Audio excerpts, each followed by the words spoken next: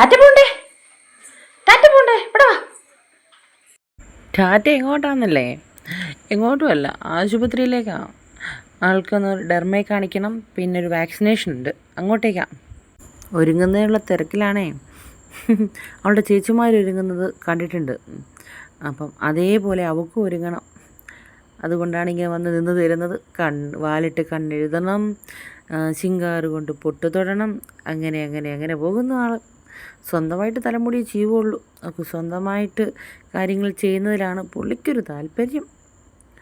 പുള്ളി പുറത്ത് പോകാമെന്ന് പറഞ്ഞാൽ ഭക്ഷണം പോലും വേണ്ട, ആൾ റെഡിയാണ് പോകാനായിട്ട്.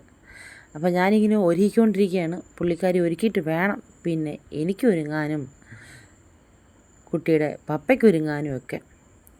വാക്സിനേഷനാണെന്നുള്ള കാര്യം പുള്ളിക്കാരിക്ക് അറിയില്ലല്ലോ.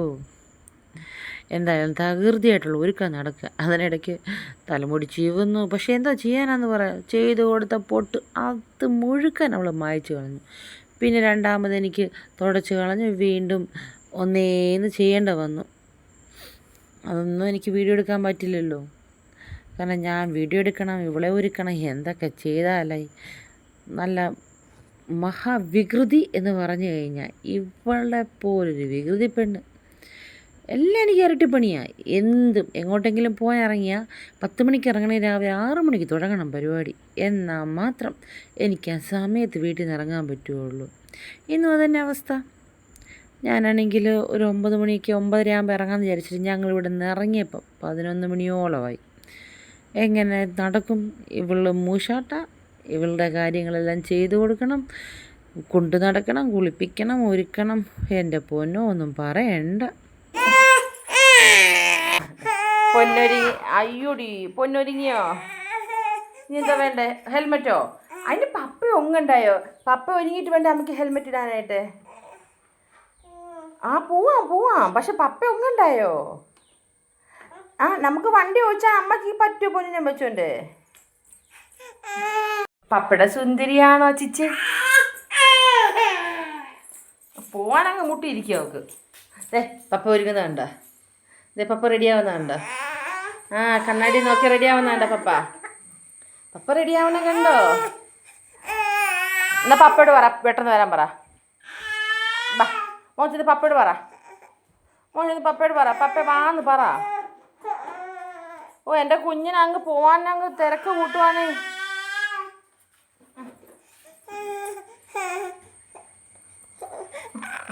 11 വേഗം വാ.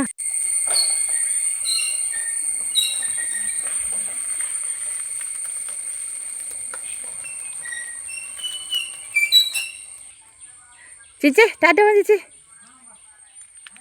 ഉമ്മ പോകാനുള്ളവർ അത്രപ്പാടി ഇരിക്കുന്നുണ്ട്.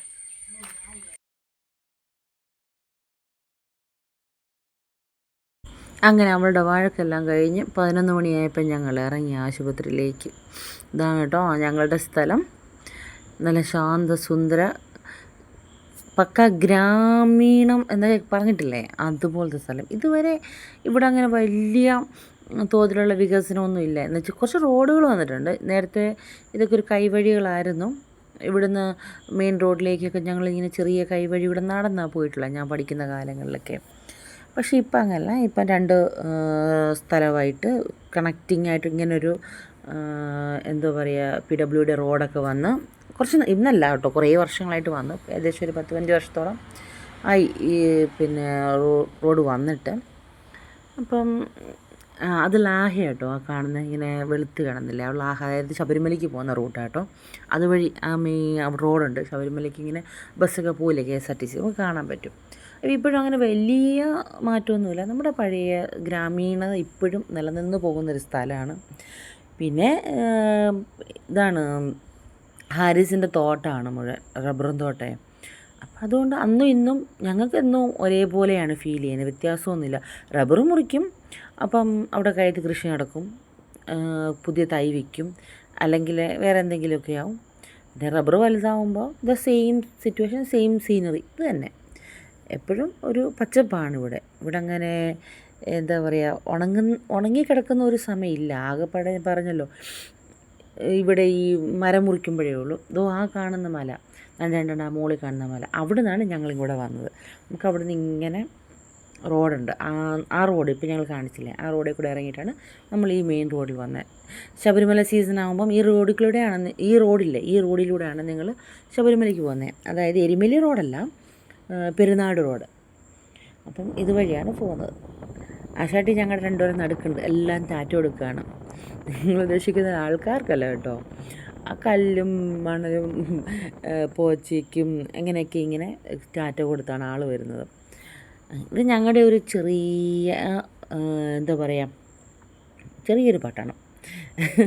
ഇവിടെ ഞങ്ങൾ സാധനങ്ങളൊക്കെ എല്ലാം കിട്ടുന്ന ചെറിയ ചെറിയ സൂപ്പർ മാർക്കറ്റ്, കുഞ്ഞു കടകളും കുഞ്ഞു സ്വർണ്ണക്കടയും അങ്ങനെയൊക്കെ ആയിട്ട് വലിയ മാറ്റമൊന്നുമില്ല. പിന്നെ പണ്ടത്തേനെക്കാളും കുറച്ച് കെട്ടിടങ്ങൾ ഇച്ചിരി വന്നിട്ടുണ്ടെന്നല്ലാതെ നമുക്ക് വലിയതായിട്ടൊന്നും അങ്ങനെ മാറ്റം എന്ന് പറയാനായിട്ടൊന്നുമില്ല. ലേശം റോഡിന് വീതി കൂടിയിട്ടുണ്ട്.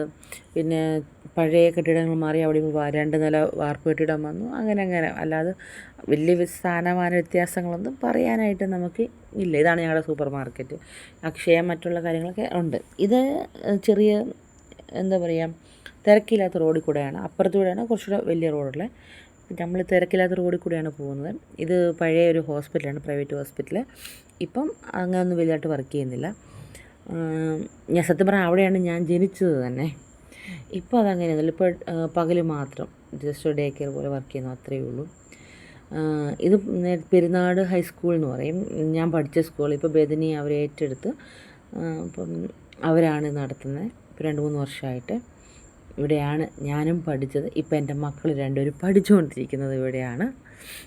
വ്യത്യാസമൊന്നുമില്ലെന്നേ, ഞങ്ങൾക്ക് വ്യത്യാസമൊന്നുമില്ല. പക്ഷെ കാണുന്ന നിങ്ങൾക്ക് ചിലപ്പം എന്തെങ്കിലും എന്തൊരു ഹരിത മനോഹരം എന്നൊക്കെ പറയില്ലേ, അങ്ങനെയൊക്കെ ഫീൽ ചെയ്യാം, അത്രയേ ഉള്ളൂ. ഞാൻ ജനിച്ച് നടന്ന് വളർന്ന സ്ഥലമല്ല, അങ്ങനെ തന്നെ. ഇത് ഞങ്ങളുടെ ഒരു ആശുപത്രി, ഗവൺമെൻറ് ആശുപത്രി. പണ്ട് ഞങ്ങളുടെ ഗവൺമെൻറ് ആശുപത്രി ആയിരുന്നാലും ഇപ്പം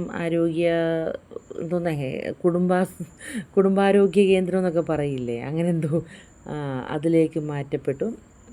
ഇതാണ് റാന്നി പെരുന്നാട് ഗ്രാമപഞ്ചായത്ത്. ഇത് ഞങ്ങളുടെ പഞ്ചായത്താണ്. ഇപ്പം മാറ്റമുണ്ട്, പഞ്ചായത്ത് കെട്ടിടം മാറി, പഴയ കെട്ടിടം മാറിയിട്ട് ഇപ്പോൾ നല്ലൊരു കെട്ടിടം വെച്ചു. അതാണ് ഞങ്ങളുടെ മാറ്റം എന്ന് പറയുന്നത്. ഇത് ഞങ്ങളുടെ അയ്യപ്പ ക്ഷേത്രമാണ്. അതായത് ഞങ്ങളുടെ പെരുന്നാട്ടുകാരുടെ സ്ത്രീകളുടെ ശബരിമല എന്ന് പറയും. ശബരിമലയിൽ തിരുവാഭരണം ചാർത്തി നിങ്ങൾ അയ്യപ്പനെ കാണുമ്പോൾ ഞങ്ങൾ സ്ത്രീകൾക്ക് പോയി കാണാൻ കഴിയില്ലല്ലോ. അപ്പം അവിടുന്ന് പിന്നെ ശബരിമലയിലെ ഉത്സവം കഴിയുമ്പോൾ അവിടുത്തെ തിരുവാഭരണം ചാർത്തുന്ന ഒരേ ഒരു അയ്യപ്പ ക്ഷേത്രം ഇത് മാത്രമാണ്. ആ സമയത്ത്, അതായത് ജനുവരി 21 അല്ലെങ്കിൽ 22, ഇതാണ് എല്ലാ വർഷവും ആ ദിവസങ്ങളാണ് ഇവിടെ അയ്യപ്പന് തിരുവാഭരണം ചാർത്തുന്നത്. അപ്പം ഞങ്ങൾക്ക് സ്ത്രീകൾക്കും വന്ന് ആ തിരുവാഭരണം ചേർത്ത് അയ്യപ്പനെ കാണാൻ പറ്റും. അത് ഞങ്ങളുടെ ശബരിമലയാണിത്. കക്കാട്ടുകോയിക്കൽ ക്ഷേത്രം എന്ന് പറയും. നിങ്ങൾക്കൊക്കെ യൂട്യൂബിൽ അല്ലെങ്കിൽ ഗൂഗിളിലൊക്കെ അടിച്ചു നോക്കിക്കഴിഞ്ഞാൽ കാണാൻ പറ്റും. ഇതിൻ്റെയൊക്കെ ഒരു ഹിസ്റ്ററിയും കാര്യങ്ങളൊക്കെ അതിനകത്തുണ്ടാവും.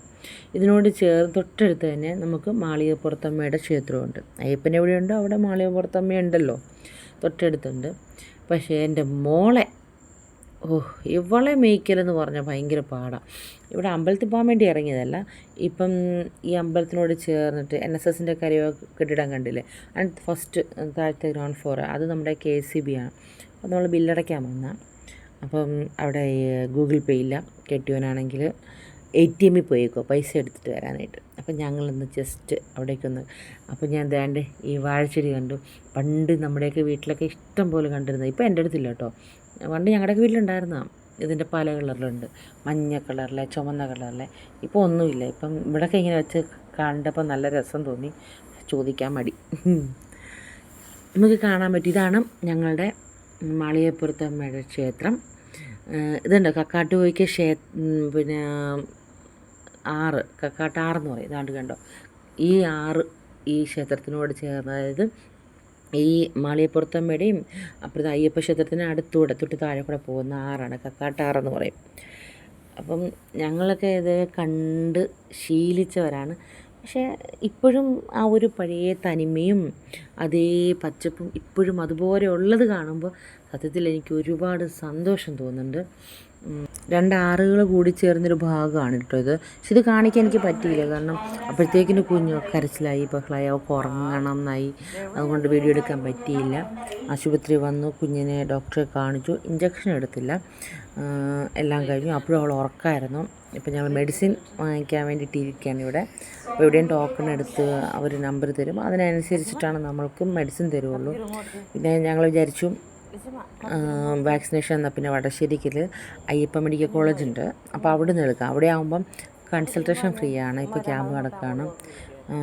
ഇവിടുത്തെ അത്രയും, ഇതിപ്പോൾ ഞങ്ങൾ മുത്തൂറ്റാണ് വന്നേ 18-ൽ, അപ്പോൾ അത്രയും ചാർജ് ഇല്ലല്ലോ അവിടെ. പിറ്റേ ദിവസമാണ് ഞങ്ങൾ അയ്യപ്പയിലെത്തിയത്. അവിടെ എത്തിയപ്പം ഞങ്ങൾക്ക് കൺസൾട്ടേഷൻ ഫ്രീ ആയിരുന്നു അവിടെ. ഇപ്പോൾ ക്യാമ്പ് നടക്കുകയാണ് കുട്ടികളുടെ, അപ്പോൾ അതുകൊണ്ട് കുട്ടികളുടെ കൺസൾട്ടേഷനൊക്കെ ഫ്രീ ആണ്. അല്ലെങ്കിൽ 100 രൂപയേ ഉള്ളൂ. മൊത്തത്തിൽ 300 രൂപയാണ്, 300-350 അപ്പോൾ ഇവിടെ നമുക്ക് എടുക്കേണ്ട വന്നില്ല. വാക്സിനേഷൻ ഡോക്ടറെ കാണാൻ വേണ്ടി വെയിറ്റ് ചെയ്യാണ്. ആളപ്പോഴത്തേക്കിന് അവിടെ കിടന്ന് തകിടമ്മിടം മറിച്ചിൽ ആൾക്ക് ഇഞ്ചക്ഷൻ എടുത്തു. അതൊന്നും എടുക്കാൻ പറ്റില്ല, ഭയങ്കര കരച്ചിലായിരുന്നു ആ സമയത്ത്. വാക്സിനേഷൻ എടുത്ത് ഞങ്ങൾ വെയിറ്റ് ചെയ്യാൻ പറഞ്ഞു. ആ സമയത്ത് ഇവൾ ഈ ഒരു കുഞ്ഞിനെ കണ്ടു. പിന്നെ അവളുടെ വേദനയൊക്കെ അവൾ മറന്ന്, പിന്നെ അവളുടെ പുറകെ അവളോട് കളിക്കണം. അവളാണെങ്കിൽ ഒന്നാമത് വയ്യപ്പാനി ബ്ലഡൊക്കെ എടുത്തിട്ടിരിക്കുക. ഇവളെടുത്ത് ഓടി, അവൾ ഒഴിഞ്ഞൊഴിഞ്ഞ് മാറുക. ഇവൾ കൊന്നാൽ വിടുവോ? അവൾ ആ കുഞ്ഞിൻ്റെ പുറകെ നടക്കും. അവൾ ഓടി ഒരിടത്ത് പോയിരിക്കും, ഇവൾ പുറകെ ശല്യം ചെയ്യാനെന്ന്. ആ പാവത്തിനെ ശല്യം ചെയ്തിരിക്കുക. അവൾക്ക് കളിക്കണം, അവൾക്ക് ആരെ കണ്ടാലും കളിക്കണം. അതായത് പിള്ളേരെ കണ്ട കേട്ടോ, വലിയ ആൾ കണ്ടാൽ പോവില്ല, വലിയ ആൾക്കാരുടെ അടുത്തൊന്നും പോവില്ല, ഒരു മൈൻഡും ഇല്ല. കുഞ്ഞു പിള്ളേരെ, അവളുടെ ചേച്ചിമാരുടെ പ്രായമുള്ള പിള്ളേരെയൊക്കെ കണ്ടു കഴിഞ്ഞാൽ ആൾ വിടില്ല. അങ്ങനെ അതിൻ്റെ പുറകെയായിരുന്നു. പിന്നെ അവൾക്ക് ബഹളമായി, വിശപ്പായി. അങ്ങനെ ഇവിടം കൊണ്ട് ഈ ഒരു വീഡിയോ അവസാനിക്കുകയാണ്. ഇനി നെക്സ്റ്റ് വീഡിയോ ആയിട്ട് ഞാൻ പിന്നീട് വരാം. നോക്കട്ടെ അന്നൊരു ഫുൾ വ്ളോഗ് എടുക്കാൻ പറ്റുമെന്ന്.